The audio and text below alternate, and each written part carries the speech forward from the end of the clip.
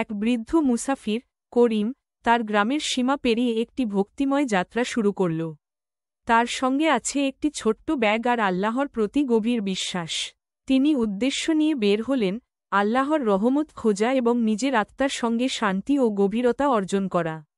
গ্রাম থেকে বেরিয়ে করিম বিশাল বনের দিকে পা বাড়াল। সজীব বাতাস তার মুখে লাগছিল আর গাছের পাতাগুলো সারা মধ্যে বাঁশি বাজাচ্ছিল। তিনি প্রতিটি পদক্ষেপে আল্লাহর দিকে তাকিয়েছিলেন। তার মনে হয় এই যাত্রা শুধুমাত্র ভৌত নয়, বরং একটি আধ্যাত্মিক সফরও। প্রথম দিনের শেষে তিনি অনুভব করলেন বিশালতা তাকে হারিয়ে ফেলতে পারে। কিন্তু তিনি বোঝেন বিশ্বাস শক্তিশালী। প্রতিটি গল্প, প্রতিটি স্মৃতি তাকে নতুন আশা দিচ্ছিল। যখন সূর্যের আলো জ্বলে উঠছিল, করিম জানতেন তিনি বিশেষ কিছু খুঁজতে বের হয়েছেন, আল্লাহর রহমতের অস্তিত্ব। তার হৃদয় ভরপুর ছিল আশায়, আর পা চলছিল সংকল্পের সঙ্গে। করিম ঘন বন ও উঁচু পর্বতের দিকে অঞ্জলি নদীর মতো প্রবাহিত হচ্ছিল। দৃশ্যপট বদলাচ্ছিল, কিন্তু তার মনভঙ্গি অপরিবর্তিত ছিল। পথে কঠিন আবহাওয়া তাকে সংকুচিত করছিল। কখনো তীব্র বৃষ্টি ঝরতে শুরু করে, কখনো বা তাপদাহে ঘামতে হতো। তবে করিম কোনোদিন দমেনি। আল্লাহর প্রতি তার বিশ্বাস তাকে এগিয়ে নিয়ে যাচ্ছিল। বনের গভীরে ঢুকতেই করিম বুঝে উঠলেন পথ কখনো মসৃণ নয়। কিছু জায়গায় কাদা ছিল, আবার কোথাও পাথর পাহাড়ের মতো চিকন ছিল। তিনি পা পিছলে পড়ে যেতে যেতে নিজেকে সামলে নিলেন। বরং এই সব প্রতিকূলতা তাকে আরও দৃঢ় করে তুলছিল। শারীরিক ক্লান্তি তার শরীরে ভর করছিল, কিন্তু ভিতরের শক্তি তাকে অধিকার করে রেখেছিল। থেমে না গিয়ে তিনি হাঁটতে লাগলেন। মনে সাহস নিয়ে বললেন, আল্লাহর রহমত সবসময় আমার সাথে আছে। বিশ্বাস ও সংকল্পের এই পথচলাতে করিম হার মানার কথা ভাবলেন না। প্রতিটি কষ্ট তাকে নিরুৎসাহিত না করে, বরং পথে দাঁড়িয়ে থাকা মাইলফলক হয়ে উঠছিল। এই যাত্রা যে শুধু দেহের নয়, বরং আত্মার এক নতুন উত্থান, এটা করিমের জন্য স্পষ্ট হয়ে যাচ্ছিল।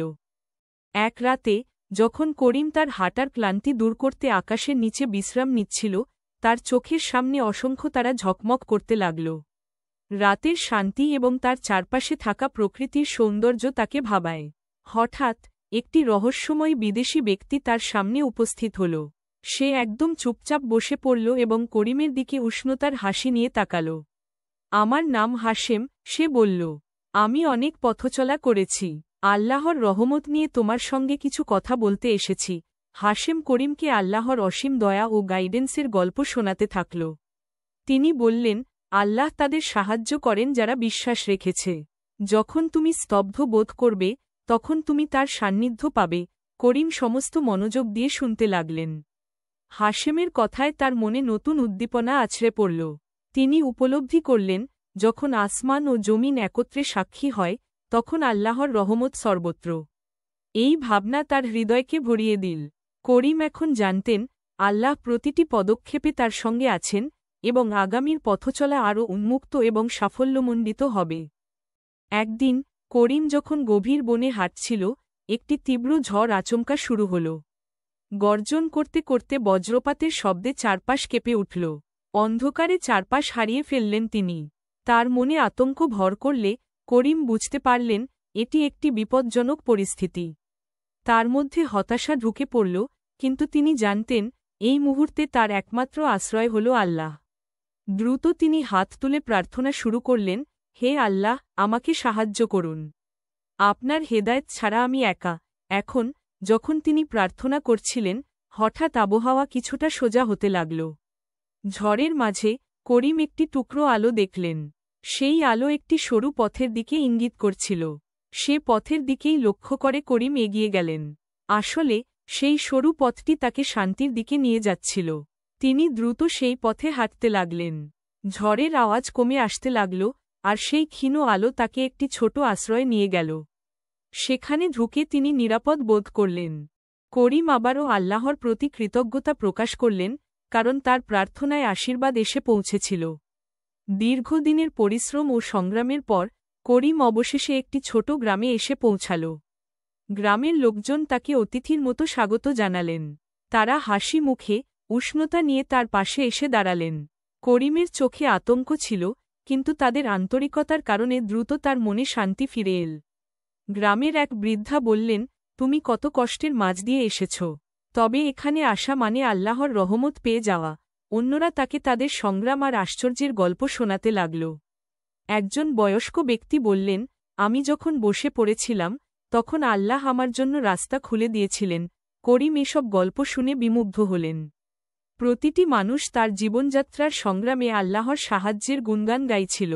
তাদের জীবনবোধ ও বিশ্বাসের শক্তি তার অন্তরে নতুন আশা জাগিয়ে তুলল।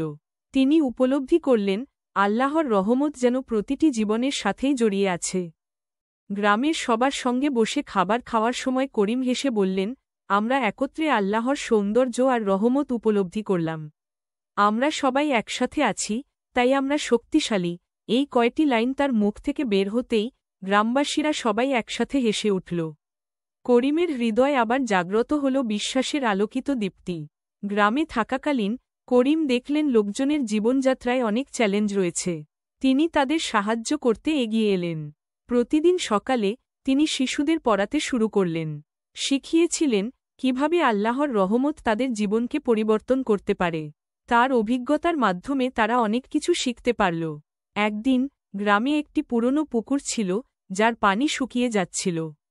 করিম সেই সমস্যার সমাধানে উদ্যোগ নিলেন।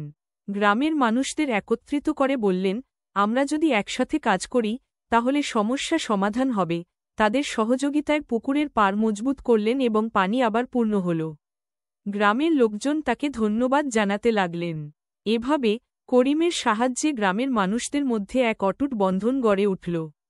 তারা একে অপরের পাশে দাঁড়িয়ে কাজ করতে লাগলেন। করিম তাদের বললেন, দয়া ও সমর্থন আমাদের শক্তি। আল্লাহর রহমত আমাদের সবসময় সঙ্গী। এখন গ্রামটি শুধু একটি স্থান নয়, বরং এক উষ্ণতা ও সহানুভূতির সংবর্ধনা। করিমের জীবনের এই অভিনব অভিজ্ঞতা আল্লাহর দয়ার বাস্তব উদাহরণ হয়ে উঠল। তার সদা সাহায্যের মনোভাব মানুষের হৃদয়ে বিশ্বাসের দীপ্তি জাগিয়ে তুলল। করিমের যাত্রা শেষের দিকে পৌঁছাচ্ছিল। তিনি যখন গ্রামের পথে ফিরছিলেন তখন মনে হল সেই দীর্ঘ পায়ে হেঁটে আসা স্মৃতিগুলি এক একটি পালক। প্রতিটি বাধা, প্রতিটি চ্যালেঞ্জ তাকে শক্তিশালী করেছে। তিনি উপলব্ধি করলেন, আল্লাহ তার পরীক্ষা নিয়েছিলেন। প্রত্যেকটি বিপদ ছিল আল্লাহর দয়া এবং তার দিকে আরও গভীরভাবে ফিরে আসার সুযোগ। এখন করিমের হৃদয় কৃতজ্ঞতা ভরে গেছে। তিনি প্রতিটি পদক্ষেপে আল্লাহর রহমতের ছোঁয়া অনুভব করেছেন। গ্রামে ফিরে গিয়ে তিনি ভাবলেন, এই অভিজ্ঞতাগুলি শেয়ার করা উচিত। তিনি চান অন্যরাও এই সত্য জানুক যে আল্লাহ সবসময় আমাদের পাশে আছেন, শুধু আমাদের বিশ্বাস করতে হবে। গ্রামে এসে তিনি জড়ো হলেন সকলের সামনে। বললেন, প্রিয় সন্তানেরা, আমি আপনাদেরকে বলবো, কখনো ডেসপেয়ার দেখবেন না।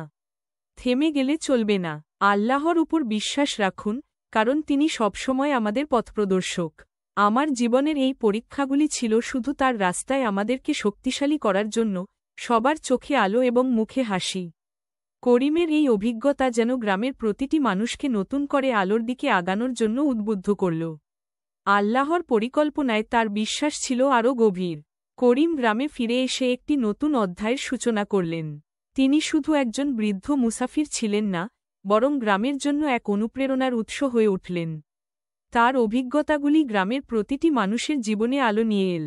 করিম নিয়মিত সন্ধ্যায় শিশুদের এবং যুবকদের সঙ্গে একত্রিত হতে লাগলেন। তিনি তাদের বলতেন, বিশ্বাস শক্তিশালী। আল্লাহর উপর আস্থা রাখলে দুর্ভোগ থেকেও ঈমানের আলো খুঁজে পাবেন। গ্রামের লোকজন তার প্রতি শ্রদ্ধা ও ভালোবাসা বাড়াতে লাগল। করিম তাদেরকে সঠিক পথে চলার শিক্ষা দিতেন এবং আল্লাহর রহমতের গল্প ভাগ করে নিতেন। যখন কেউ বিপদে পড়ত তারা করিমের কাছে আসতেন এবং তিনি তাদের সাহস যোগাতেন। তার কথা শুনে অনেকের মনে নতুন আশার ঝিলিক জ্বলে উঠত। করিমের যাত্রা গ্রামের জন্য একটি দৃষ্টান্ত হয়ে দাঁড়াল।